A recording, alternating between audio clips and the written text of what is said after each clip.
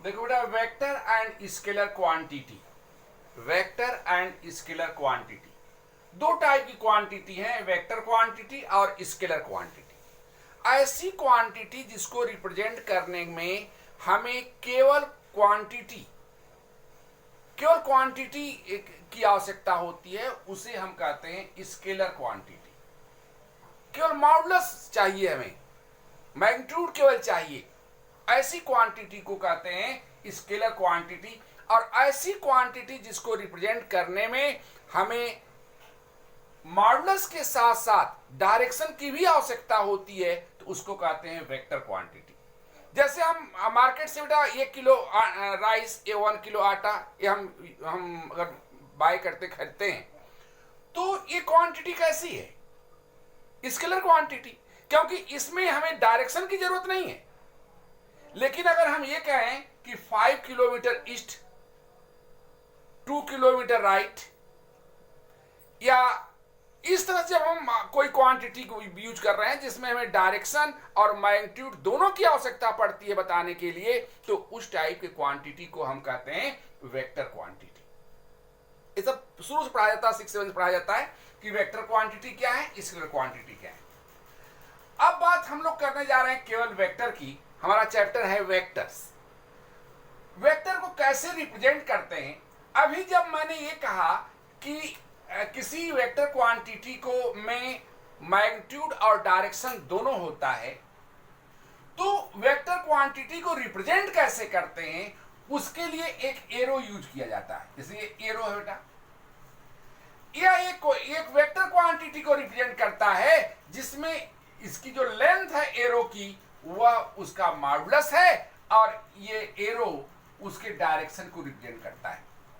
जैसे मान लो हमने कहा 5 किलोमीटर ईस्ट, तो एक कोई स्केल लेकर के हम 1 सेंटीमीटर इक्वल टू 1 किलोमीटर एक स्केल सपोज कर लिए, और 5 सेंटीमीटर का हमने एक लाइन ड्रॉ कर लिया, और ईस्ट के डायरेक्शन में, जैसे इधर ईस्ट होता है, ये नॉर्थ है, ये वेस्ट है, ये साउथ है, ईस्ट के डायरेक्शन में हमने एरो बना दिया। ये लेंथ 5 सेंटीमीटर की है, और हमने स्केल लिया 1 सेंटीमीटर रिप्रेजेंट करता है 1 किलोमीटर को, तो यह arrow 5 kilometre east, 5 kilometre east को रिप्रेजेंट करने लगा, जो कि एक वेक्टर क्वांटिटी है। इसी तरह अगर 2 किलोमीटर नॉर्थ को रिप्रेजेंट करना है, तो 2 सेंटीमीटर की लाइन हमने ड्रॉ किया ऐसे, और नॉर्थ के डायरेक्शन में एरो बना दिया, तो ये रिप्रेजेंट करता है 2 किलोमीटर नॉर्थ, एक वेक्टर क्वांटिटी। तो वेक्टर क्वांटिटी को रिप्रेजेंट करने के लिए हमें मॉडुलस के साथ साथ डायरेक्शन की भी आवश्यकता पड़ती है, तो उसको रिप्रेजेंट करने के लिए एरो यूज किया जाता है। एरो में जो ये लेंथ है इसकी, ये मॉडुलस है, और एरो का ये डायरेक्शन को रिप्रेजेंट करता है। जैसे 5 किलोमीटर ईस्ट, यह एक वेक्टर क्वांटिटी हमारी है। इस वेक्टर क्वांटिटी में 5 किलोमीटर मैग्नीट्यूड को बताता है और ईस्ट डायरेक्शन को बताता है। अगर इसको मान लीजिए हम वेक्टर ए लिख दें, वेक्टर ए से रिप्रेजेंट कर दें इसे, तो इस वेक्टर ए में दो चीजें हैं, एक इसका मॉडुलस और दूसरा इसका डायरेक्शन। तो इसके अगर हमें केवल मॉडुलस लिखना हो, इस वेक्टर का केवल मॉडुलस लिखना है, तो इसको हम लिखेंगे इस तरह, मॉड ऑफ वेक्टर ए, ऐसे। और मॉड ऑफ वेक्टर ए का मतलब इस वेक्टर का केवल मॉडुलस, यानी ये कितना है इसका मॉडुलस? 5। तो ये mod of A equal to 5 है। तो ये मॉड ऑफ ए कैसी क्वांटिटी हुई? इसमें डायरेक्शन नहीं है बेटा, तो ये क्वांटिटी हमारी है स्केलर क्वांटिटी। तो ऐसा कोई भी वेक्टर लेकर के अगर हम उसके मॉडुलस की केवल बात करेंगे, तो वह स्केलर क्वांटिटी हो जाएगी। यानी किसी वेक्टर का मॉडुलस केवल कह दिया गया, तो वह स्केलर क्वांटिटी हो गई। तो वेक्टर क्या है? वेक्टर क्वांटिटी क्या है? क्या बताया हमने? एक ऐसी क्वांटिटी जिसको रिप्रेजेंट करने के लिए हमें मॉडुलस के साथ साथ डायरेक्शन की आवश्यकता पड़ती है, उसे वेक्टर क्वांटिटी कहा जाता है। और ऐसी क्वांटिटी जिसको रिप्रेजेंट करने में केवल मॉडुलस की आवश्यकता है उसे स्केलर क्वांटिटी कहा जाता है। एक चीज बताया हमने, और दूसरी चीज बताया कि वेक्टर को हम कैसे रिप्रेजेंट करते हैं। किसी वेक्टर को रिप्रेजेंट करने के लिए एरो का यूज किया जाता है, और एरो की जो लेंथ है वह उसका मैग्नीट्यूड है, और जो एरो का डायरेक्शन है वह डायरेक्शन बताता है। और किसी वेक्टर का जब हम मॉडुलस की बात करते हैं तो उसको ऐसे लिखते हैं, किसी वेक्टर ए है इसके मॉडुलस से बात करें तो ऐसे लिखेंगे, और किसी वेक्टर का मॉडुलस उसमें डायरेक्शन नहीं है वह केवल स्केलर क्वांटिटी हो गया, अगर मॉडुलस की बात कर रहे हैं केवल तो, और इसको ऐसे रिप्रेजेंट करते हैं। अब बात आई बेटा टाइप ऑफ वेक्टर्स की। टाइप ऑफ वेक्टर्स में सबसे पहले हमने लिया है जीरो वेक्टर। अभी मैंने कहा किसी वेक्टर को रिप्रेजेंट करने के लिए एरो की जरूरत पड़ती है। हमने एक ऐसा वेक्टर लिया, ऐसे हम बेटा यहां हमने रखा। जीरो वेक्टर की डेफिनेशन है कि a vector is called zero vector whose magnitude is zero and direction undefined. ऐसा वेक्टर जिसका मैग्नीट्यूड जीरो हो और डायरेक्शन अनडिफाइंड है उस वेक्टर को जीरो वेक्टर कहा जाता है। तो हमने जब ही अब वेक्टर है तो एरो से रिप्रेजेंट होता है, अभी हम लोगों ने ऊपर बात किया।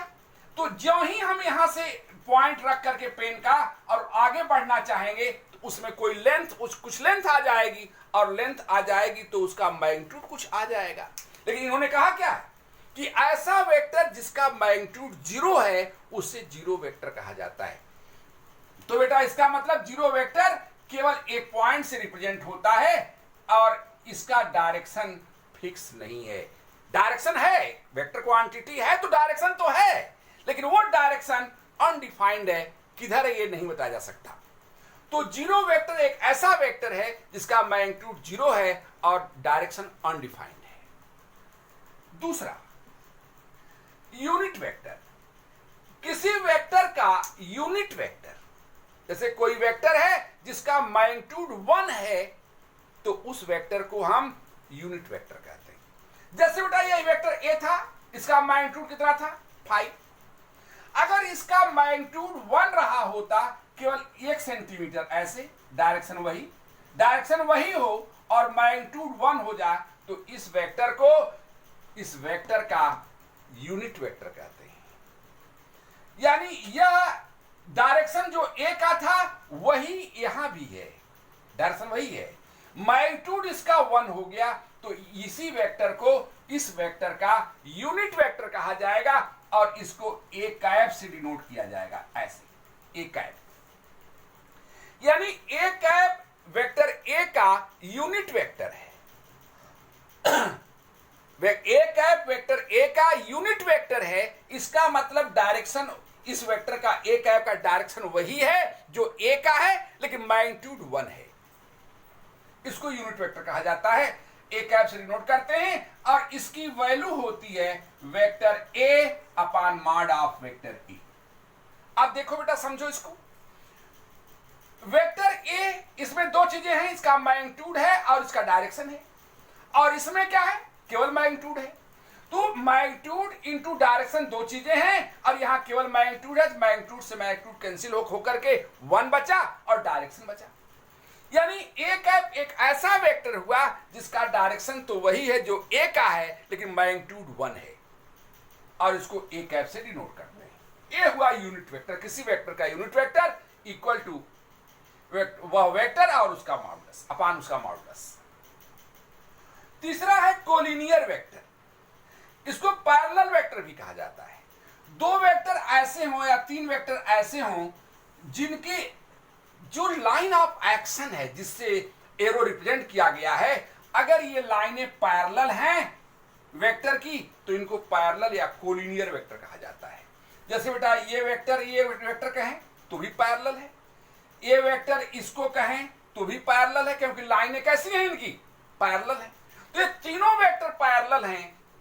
पैरेलल या कोलिनियर वेक्टर होने के लिए ये नहीं ध्यान दिया जाता है कि उसका डायरेक्शन किधर है, हमें क्या ध्यान देना है कि वो लाइन ऑफ एक्शन जिससे वेक्टर बनाए जाते हैं वे लाइन पैरेलल हैं क्या। अगर वे लाइनें पैरेलल हैं तो उनको पैरेलल वेक्टर कहा जाएगा। नेक्स्ट है लाइक वेक्टर। दो वेक्टर ऐसे हैं जिनका डायरेक्शन सेम है, तो इनको हम कहते हैं लाइक वेक्टर। जैसे बेटा ये वेक्टर ए है और यह वेक्टर बी है, तो ए और बी के डायरेक्शन सेम है, इनको कहेंगे लाइक वेक्टर। यहां देखो लाइक वेक्टर में एक चीज ध्यान देना है बेटा कि डिफिनेशन में जितना बोला जा रहा है उतने ही पर ध्यान देना है, अपने मन से ऐड सब्ट्रैक्ट नहीं कर सकते। मैंने कहा लाइक वेक्टर में if a and b are two vectors whose direction are same then they are called like vector। यहां हम इस डिफिनेशन में मैंने ये नहीं कहा कि उनका मैग्नीट्यूड कितना है, केवल डायरेक्शन सेम है तो उनको हम लाइक वेक्टर कहेंगे। जैसे यहां देखो बेटा, ये मान लो ये वेक्टर a है, ए वेक्टर बी है, ए वेक्टर सी है, तो ए और बी को लाइक वेक्टर कहा जाएगा। ए और सी लाइक वेक्टर नहीं है, बी और सी लाइक वेक्टर नहीं है।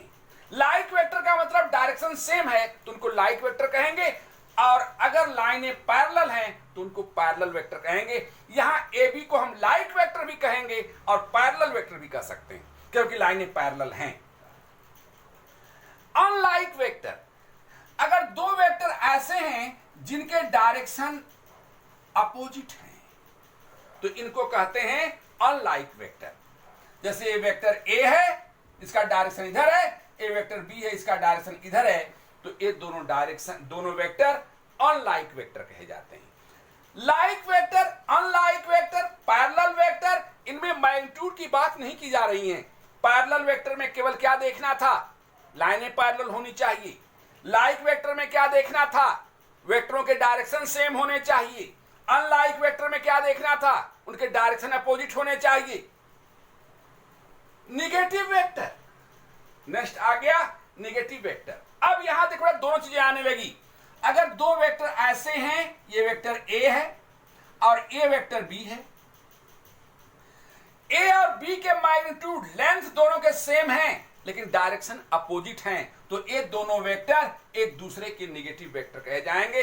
यानी vector A is equal to minus vector B और vector B is equal to minus vector E. दोनों वेक्टर एक दूसरे के निगेटिव कहे जाएंगे अगर डायरेक्शन अपोजिट हैं और मैग्नीट्यूड सेम है। यहां तक मैग्नीट्यूड की बात नहीं कर रहे थे हम, जब निगेटिव में आए हैं तब हमने कहा डायरेक्शन अपोजिट होना चाहिए और मैग्नीट्यूड सेम होना चाहिए, तब दोनों वेक्टर एक दूसरे के निगेटिव वेक्टर कहे जाएंगे। इसके बाद आया इक्वल वेक्टर।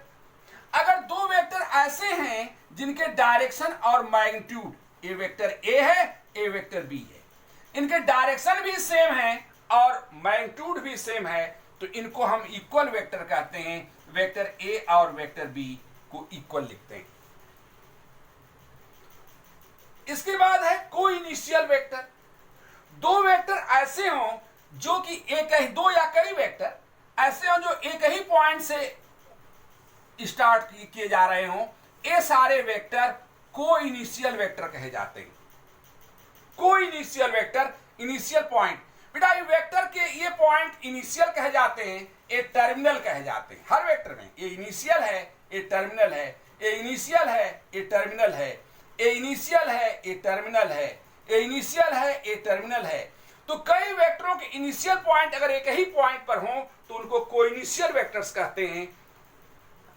अगर टर्मिनल पॉइंट एक ही जगह हो उन्हें टर्मिनल वेक्टर कहा जाता है। जैसे ऐसे हो बेटा, इनके टर्मिनल पॉइंट एक ही पॉइंट पर आकर मिलते हैं, इनको टर्मिनल वेक्टर्स कहा जाता है, इनको कोइनिशियल वेक्टर कहा जाता है। पोजीशन वेक्टर ये बहुत ही इंपॉर्टेंट वेक्टर में इसका रोल है। किसी पॉइंट को अगर ओरिजिन से हम ज्वाइंट कर दें तो ये जो वेक्टर बनता है इसी पॉइंट ए का पोजीशन वेक्टर कहा जाता है। पोजीशन वेक्टर किसी पॉइंट का होता है, पोजीशन वेक्टर किसी पॉइंट का होता है।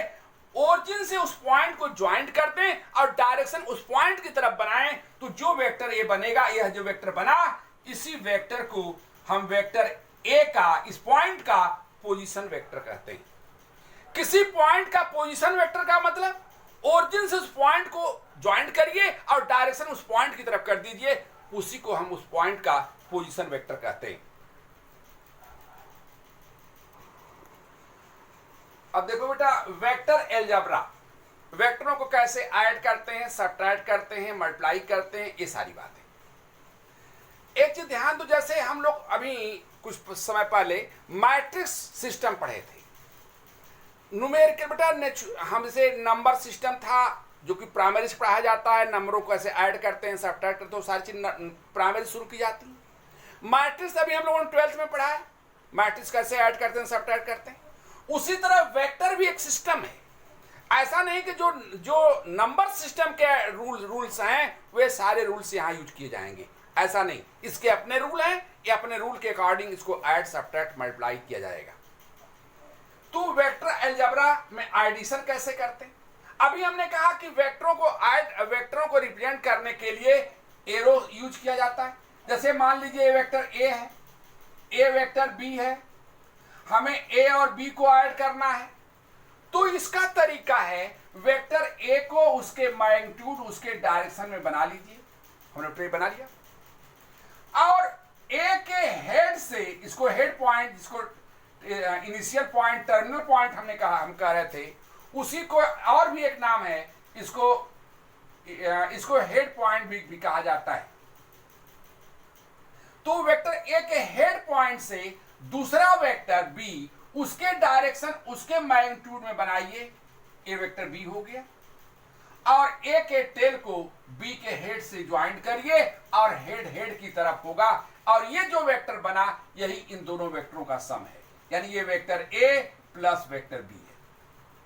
ऐसे अगर मान लीजिए कई वेक्टर हमारे पास हैं, जैसे ये वेक्टर ए है, ए वेक्टर बी है, ए वेक्टर सी है, हम इन तीनों को ऐड करना है, तो रूल वही है। हमने पहला वेक्टर बना लिया, उसके मैग्नीट्यूड, उसके डायरेक्शन में वेक्टर ए बना लिया। ए के हेड से दूसरा वेक्टर, उसके डायरेक्शन, उसके मैग्नीट्यूड, उसके डायरेक्शन में बना लिया, वेक्टर बी बना लिया। हमने हेड से बनाते हैं।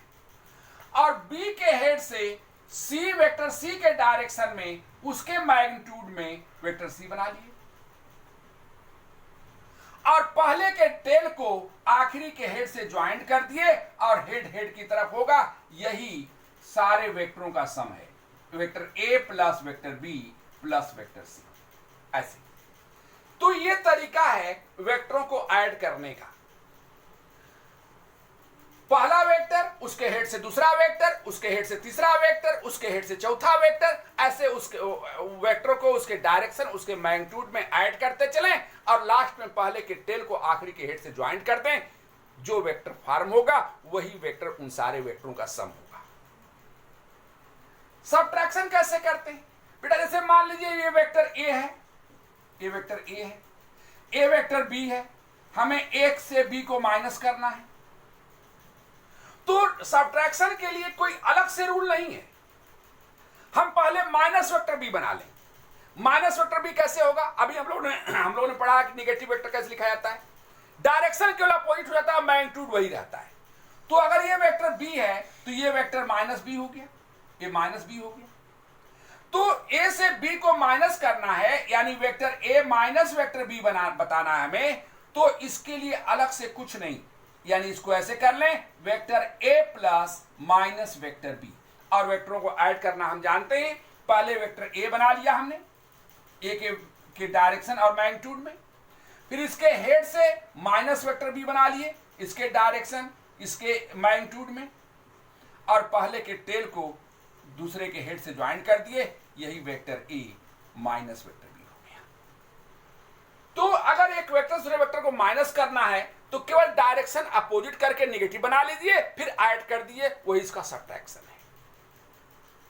तीसरा पॉइंट है multiplication of vector by scalar. किसी वेक्टर में किसी स्केलर को कैसे मल्टीप्लाई करें?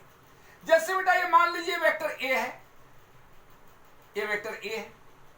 अगर हमें 2a वेक्टर फाइंड करना है तो ये मल्टीप्लिकेशन 2 का केवल मैग्नीट्यूड में होगा, डायरेक्शन वही रह जाएगा। यानी इसकी लेंथ, और मैग्नीट्यूड का मतलब लेंथ होता है, लेंथ इसकी डबल हो जाएगी, यानी ये वेक्टर हो गया। इसी को हम कहेंगे 2 टाइम्स वेक्टर ए। ऐसे अगर हमें a/2 1/2 लिखना है, 1/2 से मल्टीप्लाई करना है, तो इसका डायरेक्शन वही होगा, मैग्नीट्यूड इसका हाफ हो जाएगा, ये 1/2 ए हो गया।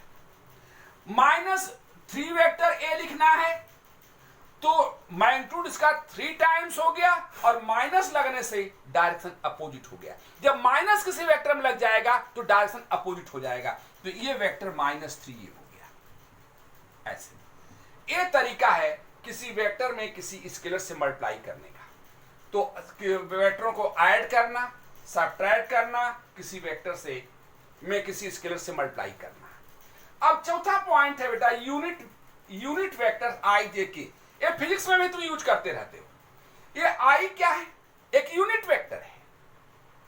अगर ये यूनिट वेक्टर है तो इससे ये बात तो क्लियर हो गई कि इसका मैग्नीट्यूड 1 है, लेकिन डायरेक्शन क्या है? आई एक ऐसा यूनिट वेक्टर है जिसका डायरेक्शन एक्स एक्सिस के पॉजिटिव डायरेक्शन में डायरेक्शन है और मैग्नीट्यूड 1 है। 3 dimension X axis, Y axis, Z axis.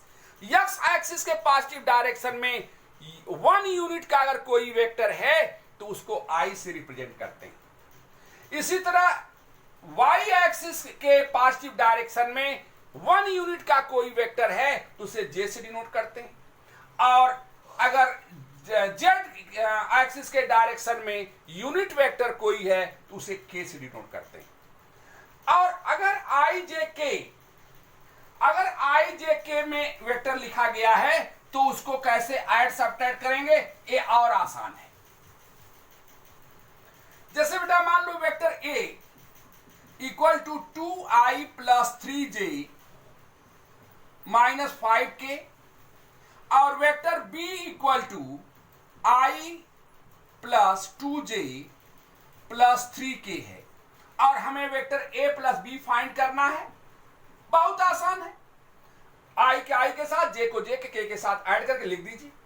तो 2i + i 3i हो गया, 3i + 2j 5j हो गया, -5 + 3k -2k हो गया। ऐसे इसको ऐड कर देंगे। तो ऐड करना ही इस तरह आसान है। सब्ट्रैक्ट करना है vector a minus vector b। अगर ये निकालना है तो माइनस करके लिख दो बेटा, 2i - i हो गया, 3j - 2j j बचा, और -8k हो गया। हमें 3 8 वेक्टर लिखना है तो वेक्टर a में 3 से मल्टीप्लाई कर दीजिए, 6i + 9j - 15k।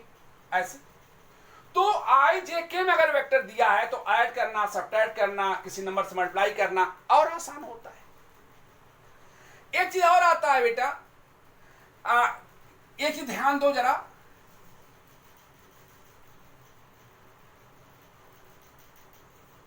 इस फिगर ध्यान दो बेटा। ऐसे ये ओरिजिन है, ये ए है, ये वेक्टर ओ ए हो गया, ये बी है, वेक्टर ओ बी हो गया। तो अगर हमें वेक्टर ए बी लिखना हो, वेक्टर ए बी, ये इसकी वैल्यू लिखना है, तो vector A B equal to हम लिख सकते हैं, देखो जरा, O A plus A B equal to O B लिख सकते हैं। इसे ऐसे देखो, पहले इक्वेशन से लिखते हैं, O A plus A B equal to O B लिख सकते हैं नहीं? ये वेक्टर बनाया गया, इसके हेड से ये वेक्टर बनाया गया, इसके टेल को इसके हेड से ज्वाइंट किया गया। अब इससे हम वेक्टर ए बी लिख सकते हैं, vector A B equal to vector O B minus vector O A. यानी किसी वेक्टर को अगर हमें लिखना है, वेक्टर ए बी लिखना है, तो पोजीशन ओ बी क्या है बेटा? ओरिजिन है, तो ओ बी पोजीशन वेक्टर होगा बी का। तो vector A B equal to position vector of B minus position vector of ए।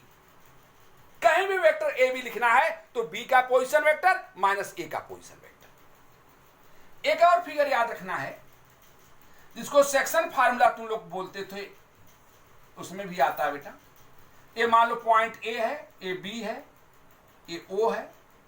अगर हमें ये वेक्टर ओ सी लिखना है तो vector O C is equal to, और ये एम और एन का रेशियो है तो इसे क्रॉस मल्टीप्लाई कर लो, m times vector O B plus n times vector O A upon m plus n। और अगर ये मिड पॉइंट है तो mn11 हो जाएगा, तो OB प्लस OA अपान 1 प्लस 1 2 ऐसे। और अगर कोई किसी ट्रायंगल है, इसके coordinate x1 y1 z1 x2 y2 z2, इसका x3 y3 z3 है, या यूं कह लो कि ABC मान लेते हैं इनके पोजीशन वेक्टर। इसका पोजीशन वेक्टर A है, इसका B है, इसका C है, तो इसके सेंट्रायड का position vector A plus B plus C अपान 3। तो ये हुआ, इस पर बड़ा पहली एक्सरसाइज तुम्हारी हो जाएगी।